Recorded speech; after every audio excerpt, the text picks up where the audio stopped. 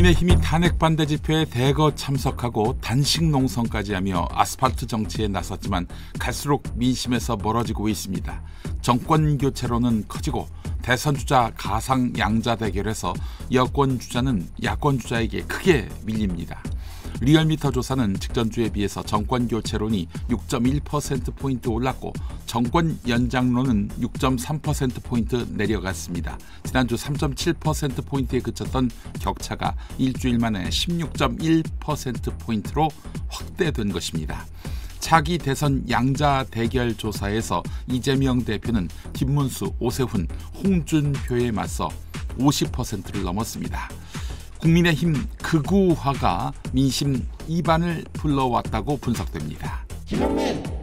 윤석열 탄핵 심판 선고를 앞둔 헌법재판소가 지난달 25일 최종 변론 기일 이후 이달 17일까지 별다른 일정을 잡지 않았습니다. 재판관들은 오늘부터 본격적인 평의에 돌입할 예정인데요. 법조계에선 노무현, 박근혜 전 대통령의 사례를 감안하면 윤석열 탄핵 심판 선고는 금요일인 이달 7일 또는 14일에 내려질 가능성이 있다는 전망도 제기됩니다. 이런 가운데 국회 측 대리인단은 변론 종결 이후 참고인 신분으로 검찰 특별수사본부에 조사를 받은 계엄 관련 군 관계자의 검찰 진술 조서를 헌법재판소에 추가로 제출한 것으로 전해졌습니다. 윤석열에게 불리한 것들로 말이죠. 윤석열이 헌법재판소 5차 변론에서 실제 아무런 일도 일어나지 않았는데 뭐 지시를 했니? 받았니? 라고 말했습니다. 당시 증인으로 출석한 이진우 전 수도방위 사령관이 침묵하자 그렇게 말한 것입니다. 그런데 임무가 무엇인지도 모른 채 국회 등으로 출동한 군인들은 자괴감 속에서 하루하루를 보내고 있다고 합니다. 국회에 출동한 육군 특수전 사령부 한 소령은 검찰 조사에서 저를 포함해 PTSD, 외상 후 스트레스 장애 상담을 받는 인원이 20명이 된다. 가족들도 많이 힘들어했다라고 했습니다. 정보사령부의 한 소령도 가담했던 인원들이 저를 포함해 모든 일과를 전폐하고 공황 상태라고 했습니다. 사랑제일교회 전광훈 씨가 창당한 자유통일당이 지난해 치러진 22대 국회의원 선거 전후로 37억 원이 넘는 돈을 사랑제일교회에서 빌린 것으로 나타났습니다. 차입금 대부분은 선거에 사용됐습니다. 사실상 교인들의 헌금으로 총선을 치른 셈인데요.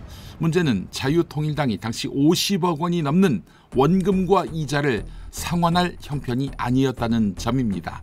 총선에서 득표율 미달로 선거 비용을 한 푼도 보전받지 못했기 때문입니다. 전문가들은 차입금 비중에 제한을 두거나 변제 기한이나 이자율 명시를 의무화하는 조항을 신설하는 방향으로 정치자금법을 개정해야 한다고 제언합니다.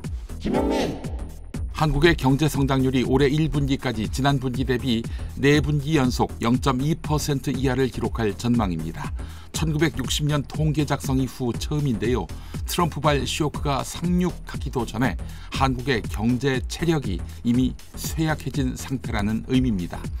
한국은행의 최근 경제 전망에 따르면 올해 1분기 실질 국내 총생산 GDP 성장률은 전기 대비 0.2%에 머물 전망입니다.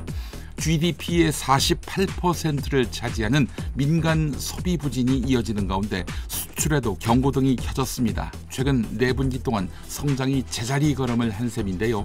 저성장, 고착화 국면입니다. 도널드 트럼프 미국 대통령과 보로디미르 젤렌스키 우크라이나 대통령의 미국 백악관 정상회담이 파국으로 끝난 가운데 유럽과 북대서양 조약기구 나토 회원국 정상 15명이 영국 런던에 집결해 후속 대책을 논의했습니다. 자유진영을 이끌어왔던 미국 대통령이 권위주의 국가 러시아와 전쟁 중인 우방 우크라이나 대통령을 무례하다라고 몰아세우고 백악관에서 쫓아내듯 내보내자 러시아의 위협에 더 직접적으로 노출된 유럽은 긴박하게 움직였습니다. 조선일보는 유럽 우방을 따돌린 미국의 러시아와의 밀착은 통미 봉남 상황을 부를 수 있다면서 우려하고 있습니다.